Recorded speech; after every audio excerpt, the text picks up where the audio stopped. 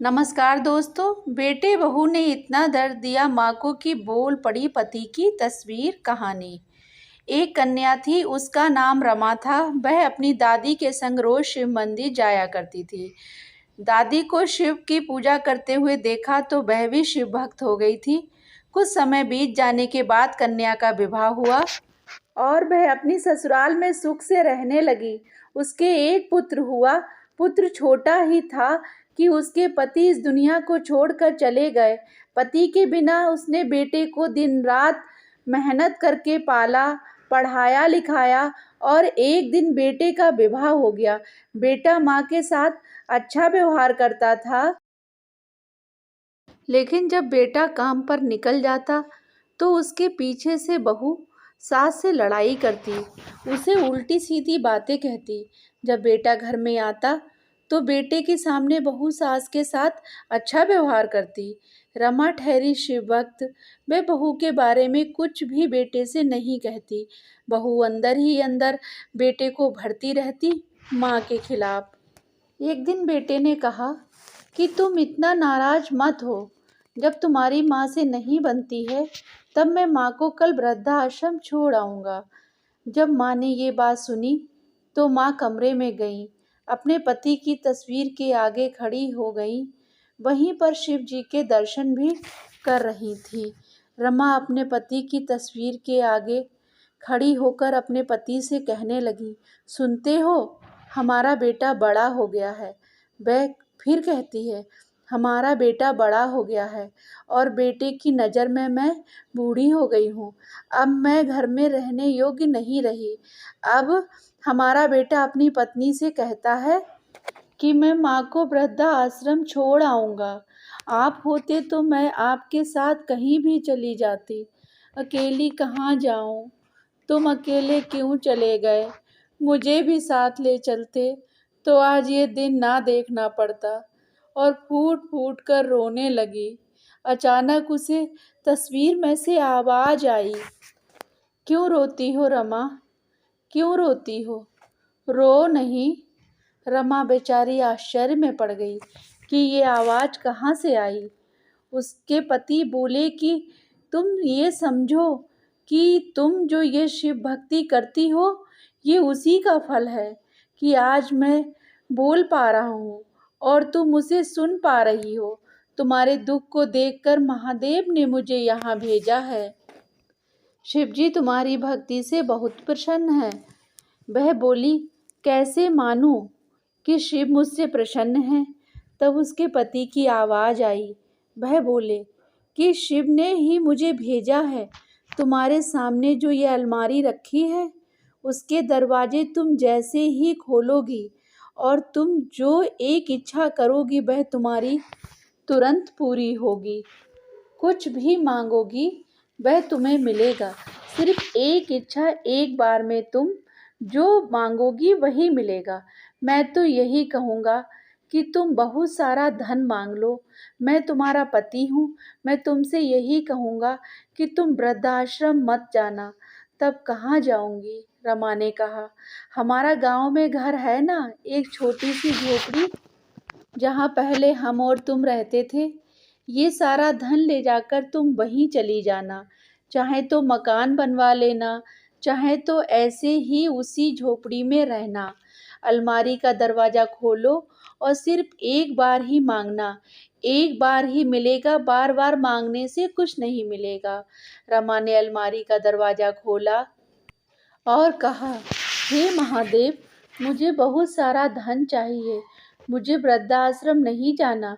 मैं तो उसी झोपड़ी में गांव चली जाऊंगी रहने के लिए और वहीं पर तेरा मंदिर बनाऊंगी और उसी मंदिर में तेरा कीर्तन करूंगी। मैंने सुना है तेरा भजन करते करते जो मरते हैं उसकी मुक्ति होती है। मैंने तो ये भी सुना है महादेव, जिसका कोई नहीं होता उसका तू होता है। मेरे पति इस दुनिया से चले गए, मेरा बेटा ऐसे करता है, अब मुझे तुम्हारा सहारा है। अलमारी खोली तो उसमें बहुत सारा धन था। इतना सारा धन था कि एक बड़ा बैग भर जाता। रात के 11 बज रहे थे।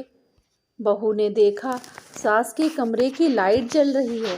बहू ने मन ही मन सोचा, बुढ़िया के कमरे की लाइट जल रही है, बुढ़िया अभी तक सोई नहीं। धीरे धीरे बहू कमरे की तरफ गई। बहू ने कमरे में देखा। देखकर बहू के होश उड़ गए। देखा बुढ़िया तो नोट गिन रही है। झट से आई अपने कमरे में और पति को जगाने लगी। सुनते हो जी, सुनते हो, सुनते हो, सुनते हो। पति बोला, क्या हुआ? बहू बोली, अरे हम तुम 7 जन्म में भी इतना पैसा नहीं पैदा कर सकते जितना कि उसके पास है। कितना पैसा है उसके पास, लेकिन कभी भी हमारी हेल्प नहीं करी तुम्हारी माँ ने। मैं तो कहती हूँ सारा पैसा ले लो और उसे धक्का मारो, वृद्धा आश्रम भी मत भेजो। कितनी इतनी कपटी है, इसने बताया भी नहीं कि इसके पास पैसा है। बेटे ने कहा, तुम ऐसे मत कहो। जब मैं उन्हें छोड़ने सुबह वृद्धा आश्रम जाऊंगा तो किसी भी तरीके से माँ से वह रुपए ले लूँगा। तुम अभी कुछ मत कहना माँ से। बहू बोली, ठीक है। सुबह हुई, दूसरा दिन हुआ। बेटा किसी काम से बाजार कुछ सामान लेने गया। बहू की नज़र बस रमा के पैसों पर ही थी। बहू रमा से बोली, इतने पैसे रखती हो, कभी हम लोग की मदद नहीं करती हो, और उल्टा सीधा कहकर लड़ने लगी। जो उसके मन में आया उसने सास को कहा, देख लेना, आज ही वृद्धा आश्रम भिजवा दूंगी, कभी दोबारा तुम्हारी शक्ल नहीं देखूंगी। इतने में बहू का फ़ोन बजा। बहू से जो फ़ोन पर कहा गया उसे सुनकर बहू कांप उठी, जोर जोर से रोने लगी। सास ने पूछा, क्या हुआ, क्यों रो रही हो, क्या हुआ?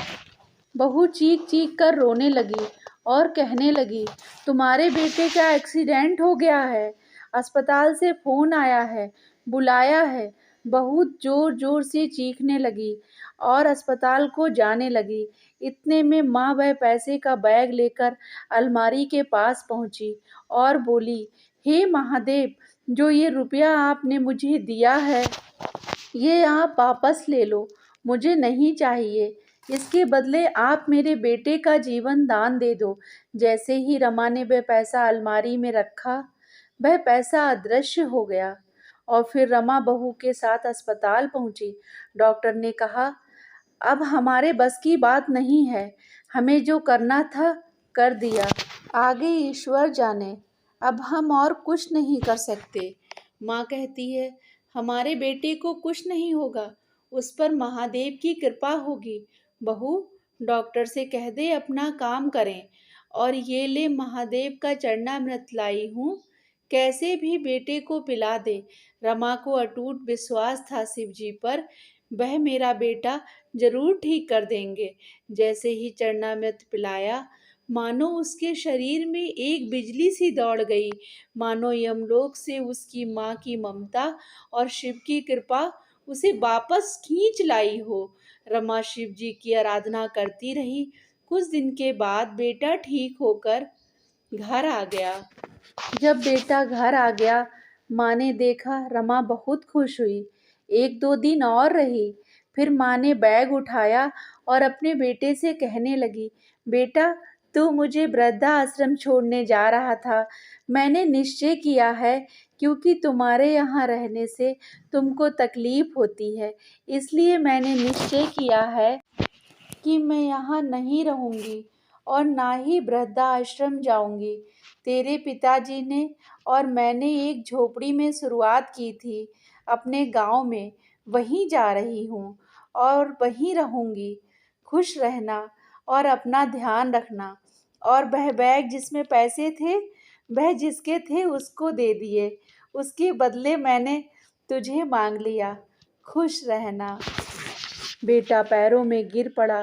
पैरों में गिरकर कहने लगा, माँ, तू मुझे अपने हाथों से मार जा, लेकिन मत जा। मुझे पता है माँ, ये जीवन मेरा नहीं है, तेरी प्रार्थना से ये जीवन दान मिला है मुझे। माँ, मैं सपूत नहीं हूँ, कपूत हूँ, पर माँ तू तो मेरी माँ है ना, अपने बेटे को क्षमा कर सकती है। माँ मुझे क्षमा कर देना माँ, मुझे क्षमा कर देना। माँ अपने बेटे को क्षमा कर दे, अब आगे से ऐसा अपराध कभी नहीं करूँगा। माँ कितनी देर नाराज रहती, माँ ने माफ़ कर दिया। शिव की कृपा से बहू और बेटे जो रास्ता भटक गए थे, गलत मार्ग पर चले गए थे, वह सही मार्ग पर आ गए। बहू, बेटे और माँ एक साथ खुश रहने लगे। शिव की कृपा ऐसी उनके परिवार पर हुई। हर हर महादेव। दोस्तों, कहानी पसंद आई हो तो चैनल को सब्सक्राइब ज़रूर करें, वीडियो को लाइक करें, शेयर करें और कमेंट करके हमें ज़रूर बताएं कि आपको कहानी कैसी लगी। कमेंट बॉक्स आपका है दोस्तों, आप अपने विचार ज़रूर लिखा करें। धन्यवाद।